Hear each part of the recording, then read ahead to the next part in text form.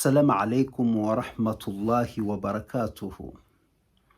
Ama ndugu zangu wasikilizaji wapendwa katika chaneli yetu hii, moja kwa moja leo naomba nikawaletee utabiri wa mwaka 2026, na utabiri huu unaletwa kwenu na ndugu yenu.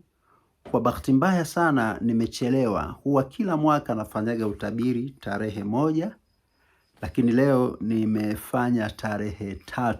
Leo ni tarehe 3 kulingana na mambo yaliyokuwa chini ya uwezo wangu. Lakini pia mpaka sasa bado nipo katika ardhi ya Singida. Na walillahi alhamdu, nafikiri muda sio mwingi insha Allah nitakuwa nimerejea Dar es Salaam. Lakini hebu twende tukapate utabiri wa mwaka 2026. 2026, yapi yatakayojiri katika mwaka huu? Yatakayojiri katika mwaka huu, kwanza kabisa tuna ufasiri kielimu, kiilmia, sio kwa kubuni au kwa kuhisi. Tuna ufasiri mwaka kielimu.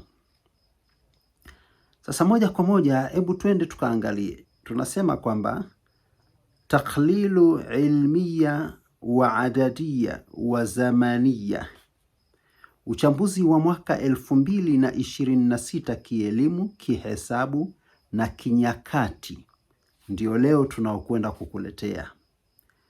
Sasa moja kwa moja hebu twende tukaangalie bidayatu sana. Tumefanya mahesabu ya kina kabisa, tukaamua kukuletea uchambuzi huu. Lakini moja kwa moja, nini maana ya 2026? Kwanza, mwaka huu umeanza siku ya Alhamisi. Kuna siri katika siku ya Alhamisi. Kila siku ina siri yake. Lakini Alhamisi ina nini? Hebu twende tukaitazame Alhamisi ina nini. Tunasema tabedau sana yaumal khamis, mwaka umeanza katika siku ya Alhamisi. Lakini wal khamisu yaumun lahu dalalatun zamaniyatun wa harakiya. Hii siku ya Alhamisi ni siku yenye maana, siku yenye wakati na siku yenye harakati. Siku ya Alhamisi ina maana, wakati na harakati. Kwa hiyo mwaka huu kwa kuwa umeanza katika siku hii, basi utakuwa ni mwaka wenye maana, mwaka wa kuzingatiwa sana nyakati, na mwaka wa harakati nyingi sana, kwa kuwa umeanza katika kipindi cha siku hiyo ya Alhamisi. Jambo lingine tunasema kwamba katika hii siku ya Alhamisi, fihi tantakilu al-a'malu min at-takhtiti ila tanfidhi. Ndani yake hii siku ya Alhamisi, kazi huwa zinahama kutoka kupanga kwenda kutekeleza. Yaani unakuta kuna baadhi ya watu kila siku wao wanaweka mipango, lakini matekelezo hakuna. Yaani nitafanya hivi, lakini hakuna kutekeleza. Lakini nakuhakikishieni, mwaka huu wa 2026 hakutokuwa na mipango inayopita bure bure. Watu wakipanga watatekeleza, na hichi kitu mtakuja kukithibitisha baada ya kutawala sana katika huu mwaka wa 2026. Lakini hii mwaka kulingana na kuanza kwake siku ya Alhamisi, tunasema yurbatu yaumul khamisi bikaukabil mushtari. Ni kwamba Alhamisi huhuishwa na sayari ya Mushtari. Sayari ya Mushtari ambayo tunaweza tukasema Jupiter. Sayari ya Jupiter, Mushtari ni Jupiter. Kwa hiyo yenyewe kaukabu yake ni Mushtari, au kwa kizungu tunasema ni Jupiter, kwa wale mabingwa wenye kujua masuala ya kawakib. Sasa tutakuja kuichambua vizuri hii kaukabu ya Jupiter ikoje, ina siri gani. Lakini leo tuende katika ufafanuzi huu. Tunasema hiyo siku ambayo imeanza mwaka, lidhalika yu'tabaru al-khamisu yawma rizqi yawma rizqi. Alafu hiyo siku ya Alhamisi ni siku katika siku za riziki, walmashari' pamoja na miradi. Kwa hiyo siku ya Alhamisi, kwa kuwa mwaka umeanza siku ya Alhamisi, mwaka huu utakuwa ni mwaka wenye riziki nyingi sana, lakini pia utakuwa ni mwaka wenye miradi itafanyika mingi sana. Mwaka huu wa Alhamis umeanza na siku ya Alhamis, lakini tena tunasema kwamba yushbihu alkhamisu fi dalalatihi marhalat ziraati albudhuri. Alhamisi kielimu, Alhamisi hufanana na hatua ya kupanda mbegu. Manake yoyote atakayepanda mbegu kuanzia ulipoanza mwaka huu akalima na akapanda, basi mtu huyu atatisha, atavuna vizuri kabisa na hatakuwa na mashaka na mambo yatakuwa sawa, kwa sababu huu ni mwaka wa kuanza mambo. Naomba ieleweke hivyo. Lakini tena tunasema ya kwamba yani mwaka huu unafaa na unafananishwa na kipindi cha kupanda. Kwa hiyo watu wapande sana mbegu, na safari hii watu watapata sana mazao katika mwaka huu wa 2026. Wafanyabiashara, jiandaeni sana kununua mazao, mtanunua mpaka mtayaacha wenyewe. Yatakuwa mengi ya kutosha na kila mtu atapata. Lakini tena tunasema laisal haswadu walakin badeul amali, sio mavuno bali ni mwanzo wa kazi. Huu sio mwaka wa kuvuna, bali ni mwaka wa kuanza kutengeneza mipango kwa ajili ya kuja kuvuna. Maana yake mwaka huu mipango mingi itatimia kwa ajili ya kwenda kuvuna ipasavyo. Mwaka huu watu watalima na kila atakayelima atapata, kwa sababu ni mwaka wa matengenezo, mwaka wa maandalizi. Mambo yatakuwa murwa kabisa. Lakini ulama wakasema waman zaraa fihi haswada fil mustaqbal, na yoyote atakayepanda katika kipindi hichi basi afahamu kwamba atavuna katika nyakati za mbele. Kwa hiyo ndugu yangu, kuwa makini, huu mwaka mzuri sana. Huu ni mwaka wa kupanda na kupata, na nakuhakikishieni wakulima msiogope. Wepiga hata kama unaekamia, lima sana na utapata sana. Mwaka huu sio mwaka wa hasara, wala sio mwaka wa kukosa, wala sio mwaka wa kuharibika mazao. Huu ni mwaka wa kufaidi, mwaka wa kula, kupata maakulati ya kutosha, mwaka wa kutoka vitambi.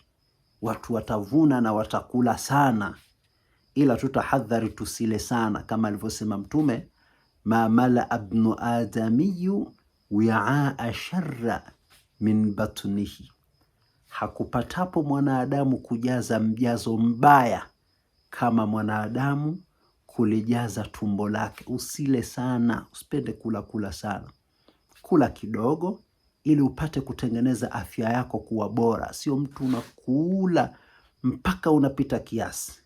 Hii hali ya hatari. Ukila sana, kwa mujibu wa Uislamu, utakuwa una maradhi mengi sana kwa sababu ya kula sana.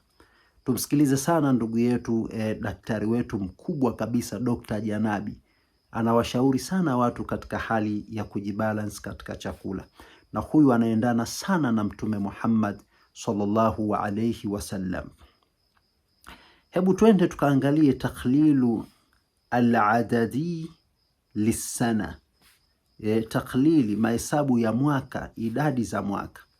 Mwaka huu hebu twende tukauangalie vizuri kimahesabu. Nataka nikuonesheni kila mmoja apate kuutambua. Mwaka huu umeanza mwaka unaitwa 2026. Ili itimie 2026 tunapataje? Tunachukua 2026, maana yake 2026. Sasa twende tukaangalie ile 20 ya kwanza, maana yake inaanza 2 inakuja 0. Sasa tunaijumlisha 2 jumlisha ile 0. Hizo ndio hesabu za kifalakia zilivyo. Usiniulize kwa nini nimefanya hivyo, ndio mahesabu ya kifalaki. 2 jumlisha ile 0 ili kuitwa 20, tunachukua 2 jumlisha 0 na baki 2, 0 inakuwa imekufa. Tunakuja katika hii 2 na 6 ambayo inakuwa 26. Tunachukua 2 jumlisha 6, tunapata ngapi? Tunapata 8. 2 jumlisha 6 tunapata 8. Haya 8 na ile 2 ambayo ilikufa 0 yake inakuwa 10. Kwa hiyo tunasema mwaka huu hesabu zake zimesimama katika namba 10. Kwa kuwa mwaka huu hesabu zake zimesimama katika namba 10, tunaijumlisha na yenyewe vile vile. Hii 10 maana yake tunapata 1 na 0 ili kukamilisha 10.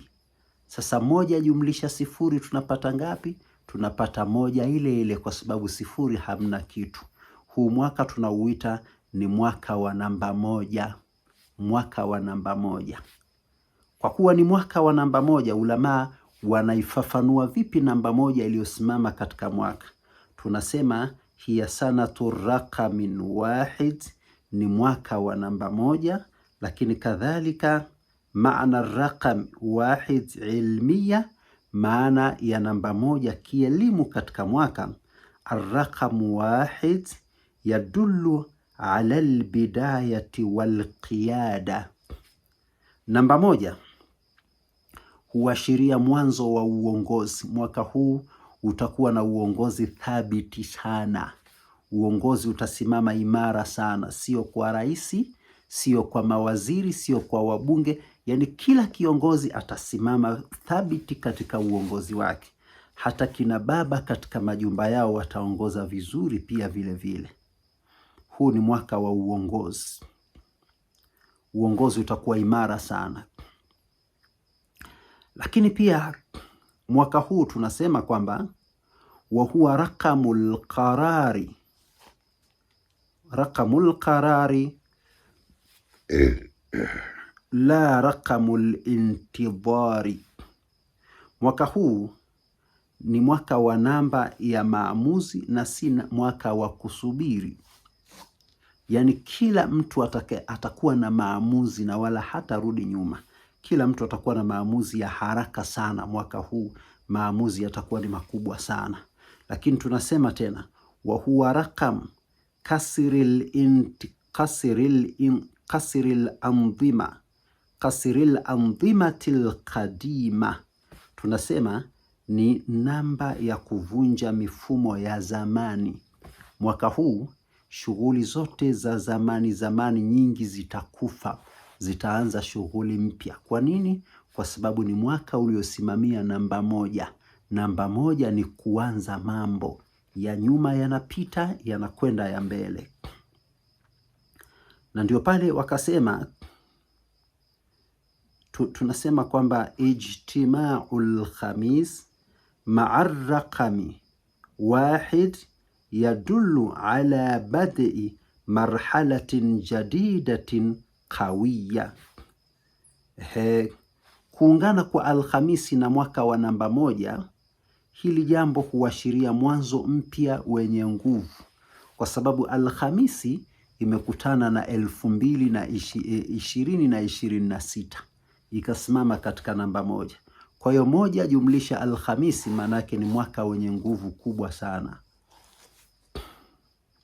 Huashiria mwaka una nguvu sana, nguvu kubwa sana katika huu mwaka, za kiutendaji, za kila kitu, hata kiupataji wa pesa. Mwaka huu utakuwa uko safi, watu watapata sana pesa. Kadhalika tunasema sanatun taasisi walaisa sanatan rahatin. Ni mwaka wa kujenga misingi na sio mwaka wa kupumzika. Yaani mwaka huu my friend, kama wewe unapenda kulala, basi mwaka huu haukufai. Maana yake utafilisika mpaka utashika adabu zako. Mwaka huu hautaki uvivu. Mwaka huu unataka watu wafanye kazi. Huu ni mwaka wa kazi. Atakayefanya kazi ndo atatoboa, na atakayelala atazidi kulala zaidi katika maisha yake ndani ya mwaka huu. Lakini pia mwaka huu tunasema ni kwamba tunasema tena mwaka huu kadhalika taghyiratu fil qiyadati wal anzimati, ni mwaka wa mabadiliko katika uongozi na mifumo. Elewa kwamba mwaka huu uongozi utabadilika sana. Ikiwezekana viongozi wengi watabadilishwa kutoka katika sekta zao wakapachikwa viongozi wengine. Unaweza ukashangaa waliokuwa mawaziri watawekwa wengine. Unaweza ukashangaa katika mwaka huu yani kasoro pengine tunamwombea rais wetu mashallah, mama yetu Mama Samia, yeye tunaamini na tunamwombea Allah amtunze asibadilike, abaki yule yule katika mwaka huu. Hicho tunakiomba kwa sababu anatufaa. Leo alhamdulillah watu walipiga kelele bandari inauzwa, lakini Mama Samia kaikabidhi bandari katika mikono salama. Yaani ni sawasawa kama ulimweka mtu ukampa biashara yako akuletee 10,000 kila siku, ukaja ukambadilisha huyu mtu ukamweka mwingine, badala ya kukuletea 10,000 akakuletea 30,000 kila siku. Sasa hapo utasema kauza au utasema yeye sasa ndo kainunua? Manake bandari tunaweza tukasema mama yetu sasa ndo kainunua. Yaani serikali imeinunua upya bandari, kwa sababu bandari sasa hivi inaingiza matirioni ya fedha. Tofauti na mwanzo bandari ilikuwa hamna kitu kabisa. Mambo yalikuwa magumu bandarini. Lakini sasa hivi waliosema imeuzwa, sasa hivi midomo wazi. Wanashangaa bandari inaingiza kuliko zamani. Sijui walikuwa wana ajenda gani, pengine wao ndio walikuwa wana maslahi na bandari. Allahu aalam, hatujui. Lakini mama yetu mashallah mpambanaji, tunamwombea dua Mwenyezi Mungu amsimamishe katika kheri, asiwe ni katika watu wenye kubadilika. Lakini mwaka huu mabadiliko yatafanyika mengi katika uongozi, katika serikali, katika sehemu mbalimbali. Watatolewa watu, watawekwa watu, hata katika makampuni, hata katika majumba mabadiliko yatakuwepo. Mtu anaweza akaacha mke huyu akaoa mke huyu. Sasa wewe kuwa imara katika ndoa yako, usije kaachwa ikawa mtihani. Kuwa makini kwa sababu huu ni mwaka wa mabadiliko. Ukionyesha kheri utakaa sawa, ukileta uvivu utabadilishwa tu, mambo yatakuwa tofauti. Haya, tunasema tena ni kwamba tahawulatu fil intiswadi wa turuqil kasbi. Mwaka huu utakuwa ni mwaka wa mageuzi katika uchumi na njia za kutafuta kipato. Uchumi utabadilika, utageuka, utakuwa mzuri, na njia za vipato zitakaa vizuri, lakini zikiwa na mabadiliko ya tofauti. Huu ndio mwaka wa 2026. Lakini tunasema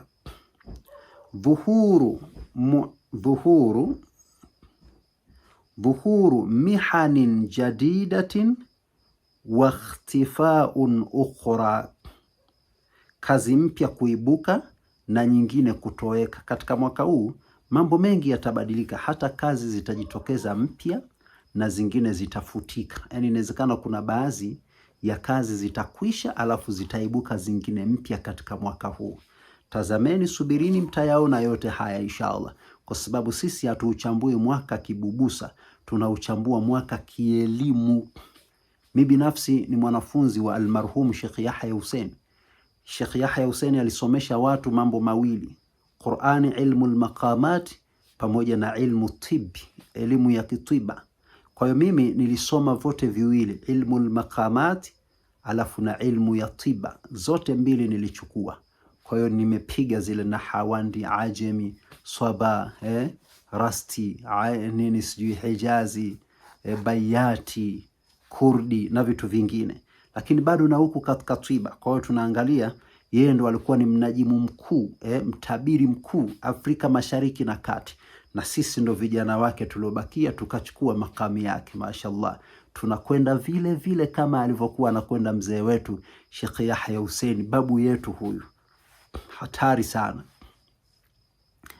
Lakini kadhalika tunasema sanatun, mwaka huu, la tunasibu lkasala walittikala,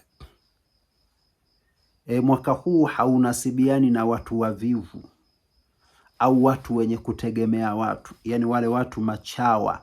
Maana kuna watu siku hizi wanajiita chawa. Chawa ni mtu ambaye kumsifia mtu kwa ajili ya kupewa pesa, au yeye anakaa kwa ajili ya kupewa pesa na mtu, badala ya kufanya kazi anategemea fulani si upo atanipa, nikimwambia maneno mawili matatu matamu ananimwagia mzigo. Huu sio mwaka wa hivyo. Nyinyi machawa mwaka huu mtafeli, hamtopata pesa. Maisha ya machawa yatakuwa magumu sana. Kama mnanisikia machawa, anzeni kazi mapema mwaka huu, mtafeli sana, mtalia sana mwaka huu. Mtawaona watu mabaili, kumbe huu sio mwaka wa kupewa vitu machawa, mwaka huu wa kufanya kazi. Kwa hiyo ndugu zangu machawa mnaonisikia hapa, badilikeni, msije mkafedheheka katika maisha yenu. Kila chawa anajitambua. Lakini tunasema mwaka huu tena, watunasibu ahlu takhtiti wasabri, mwaka huu unawafaa wenye mipango na wenye subra. Tengeneza mipango yako, kama ni kulima, kama ni biashara, kama ni kazi, chochote utakachokitengeneza utapata kwa kuendekeza subra. Tengeneza mipango, kuwa na subra, wallahi utafanikiwa. Lakini tunasema tena, manzara aliyauma haswada ghadan, yoyote atakayelima katika mwaka huu basi ametusua, amepata, kwa sababu huu mwaka ni mwaka mzuri sana wa mavuno. Hautokuwa na njaa, watu wataishi maisha mazuri. Turudi, anasema Mtume sallallahu alayhi wasallam ya kwamba Mtume anatuambia, turfa'ul a'malu yawma al-ithnain wal khamis fa uhibbu an yurfa'a amali wa ana swaim. Anatuambia Mtume kwamba amali hupandishwa siku ya Alhamisi na siku ya Jumatatu, na mimi Mtume napenda amali zangu zipandishwe nikiwa nimefunga. Na ndio maana Mtume alikuwa akifunga siku ya Alhamis na siku ya Jumatatu. Hii inaashiria ni jinsi gani mwaka ukianza Alhamis ni mwaka mzuri, ni mwaka safi. Hata Mtume aliitukuza siku ya Alhamis. Ndugu zangu, tunaambiwa kwamba Mtume anasema, tuftahu abwabul janna yaumal ithnain wa yaumal khamis, na kadhalika vile vile tunasema, fayughfaru likulli abdi la yushrik billahi shay'an illa rajulan kanati bainahu wa baina akhihi shahnau. Basi tunaambiwa kwamba milango ya pepo hufunguliwa siku ya Jumatatu na siku ya Alhamisi, na mtu ambaye atakayekuwa mzuri zaidi katika mwaka huu au katika siku hii ambaye mwaka huu umeanza na siku ya Alhamisi ni yule ambaye aligombana na mwenzake, ndugu yake, kaka yake, dada yake, shangazi yake, baba yake, babu yake, bibi yake, wakamaliza ugomvi wao, wakapendana, wakajaliana, wakathaminiana. Wallahi, tukithaminiana na tukarudisha mapenzi kwa tuliogombana ndani ya mwaka huu 2026, Mungu atatuongezea mara zaidi ya hapo.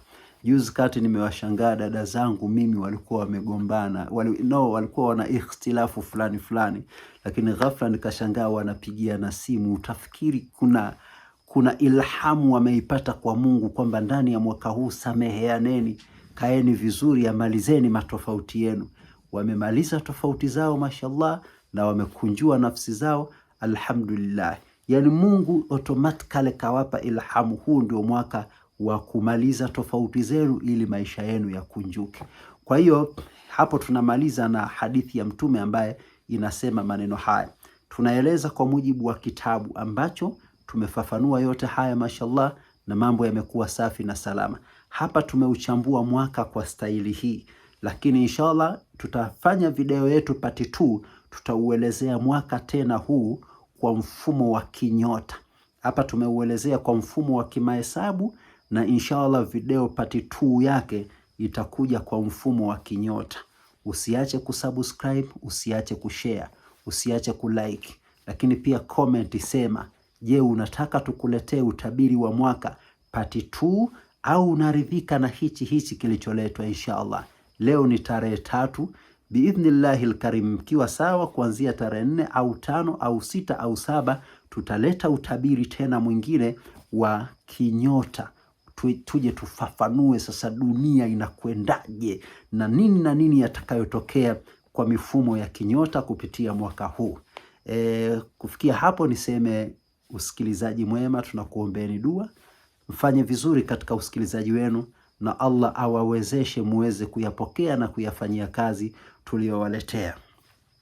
Usiache kututext katika WhatsApp na kutuambia. Tuna grupu letu zuri jipya linafundisha elimu mbalimbali, dua, tafsiri za nyota, tafsiri za ndoto na mambo mengi sana. Tupe namba yako tukuunge katika grupu letu inshallah, ili na wewe ujifunze mambo. Grupu letu ni bure kabisa, halina gharama zozote. Mwisho kabisa nipende kusema wassalamu alaikum wa rahmatullahi wa barakatuhu.